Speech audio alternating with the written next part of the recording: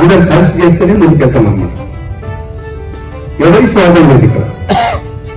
అదేవిధంగా ఒక social media report వచ్చింది, నాయకులు డబ్బులు అడుగుతున్నాను.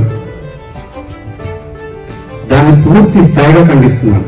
ప్రతి క్యాండిడేట్ ని, ప్రతి అప్లికెంట్ ని మనం ఎగ్జామిన్ చేస్తున్నాం.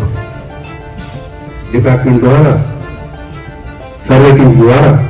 ఇవాళ కూడా కొత్తగూడెంలో దగ్గర దగ్గర 14 డివిజన్స్ లో సర్వే మళ్ళీ పెట్టించినాం డౌట్ ఉంటే. అంటే ఇక్కడ ఏమవుతుందంటే డివిజన్ లో అందరూ కలిసి ఒక నిర్ణయానికి వస్తే మాకు సులభంగా అవుతుంది. అది అవుతలేదన్నమాట. అయినా తప్పగా ఈ సర్వే ప్రకారంగానే గొప్ప తేడానికి చూసుకోవచ్చు. కానీ సర్వే ప్రకారంగానే ముఖ్యమంత్రి గారి ఆదేశాల ప్రకారంగా, పిసిసి ఆదేశాల ప్రకారంగానే నడుస్తున్నాం అన్నమాట. సోషల్ మీడియాలో మళ్ళీ చెప్తున్నాను, సోషల్ మీడియాలో వచ్చే ఆర్టికల్ పూర్తిగా ఖండిస్తున్నాను. క్యాండిడేట్ ఎంత పెట్టుకోగలుగుతారు అనే అడిగే విషయంతో వీళ్ళు ఇట్లా మార్చారన్నమాట. మీరు ఒకటే గుర్తుపెట్టుకోండి,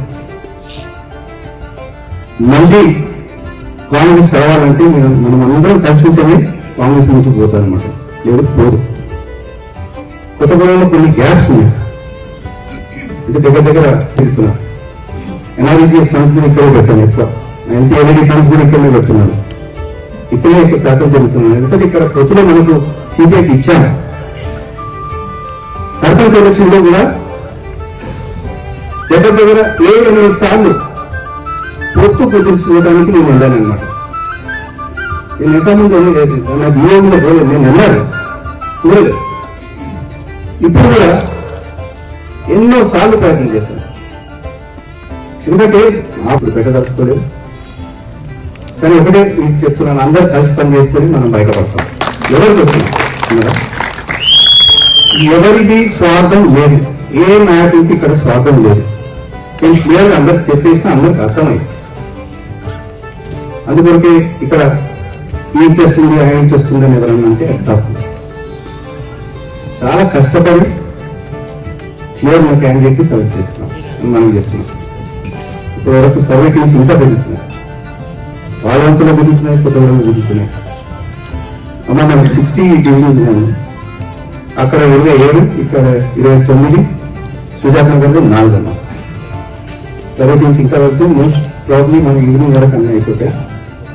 రేపు కూర్చొని అనమాట క్యాండిడేట్స్ ఎట్లా అయిందనేది నాయకులతో డిసైడ్ చేసి అందరితో డిసైడ్ చేసేసి కొత్తగూడెం మున్సిపల్ కోఆర్డినేషన్ మీటింగ్ ఏర్పాటు చేసి మరి ఈ కార్యక్రమానికి అధ్యక్షత వహించినటువంటి స్థానిక పిసిసి అధ్యక్షురాలు దేవి ప్రసన్న గారికి, అదేవిధంగా స్థానిక ఎంపీ రఘురామరెడ్డి గారికి, మరియు ఖమ్మం డిసిసి ప్రెసిడెంట్ గారికి, ఇంకా వేదిక మీద కూర్చున్నటువంటి నామినేటెడ్ మెంబర్స్ అయితేనేమి, మరి ముఖ్య కాంగ్రెస్ పార్టీ నాయకులైతేనేమి, అనుబంధ సంఘాల నాయకులైతేనేమి, మరి అదేవిధంగా ఈ కార్యక్రమాన్ని విజయవంతం చేయడానికి విచ్చేసినటువంటి కార్యకర్తలకు, నాయకులకు, అదేవిధంగా ఆశావాహులకు మరియు మీడియా మిత్రులకు ప్రతి ఒక్కరికి కూడా నా హృదయపూర్వక నమస్కారం.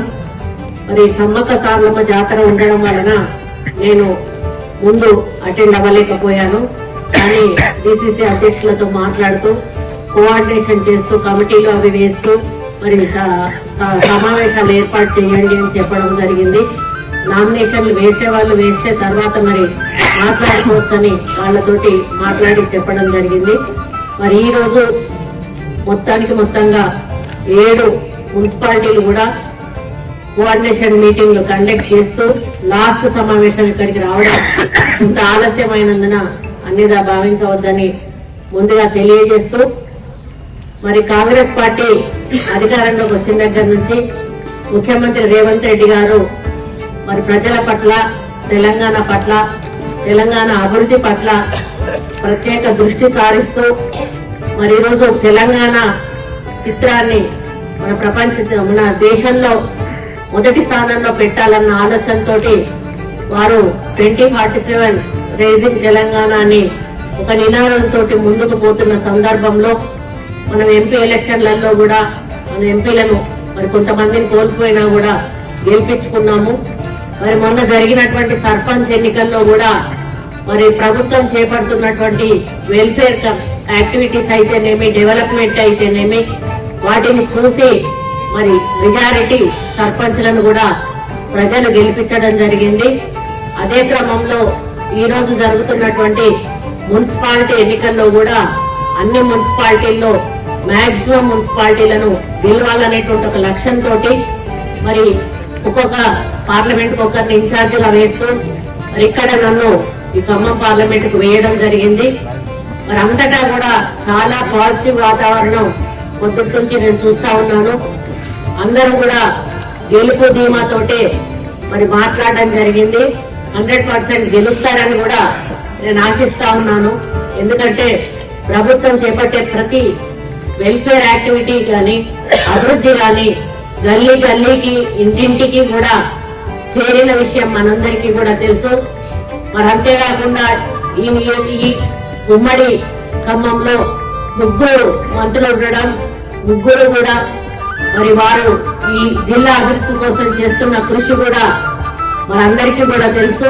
మరి అభివృద్ధిని చూసినప్పుడు 100% ప్రజలు ఓటు వేయాలి అనే ఆలోచన వాళ్ళకు వస్తుంది.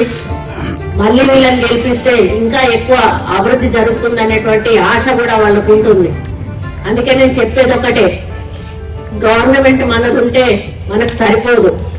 ఈరోజు లోకల్ గా ఉన్నటువంటి సర్పంచులు మనోళ్ళు ఉన్నప్పుడు మనం గ్రామానికి వెళితే మన సర్పంచ్ అధ్యక్షత వహిస్తాడు. అప్పుడు మనకు హ్యాపీగా ఉంటది మనోళ్ళు పిలిస్తే. అదే వేరే పార్టీ వాళ్ళు అధ్యక్షత వహిస్తే వాళ్ళు మొహం ఎట్లనో పెట్టి మనల్ని పిలుస్తారు, మనకు కూడా కొంత ఇబ్బందికరంగా ఉంటది. అట్లా ఉండొద్దు అంటే సర్పంచులు మనోళ్ళు ఉండాలి. అదే క్రమంలో ఈరోజు మున్సిపాలిటీల్లో కూడా మున్సిపాలిటీకి వెళ్తే మన చైర్మన్ ఉంటే మనం హ్యాపీగా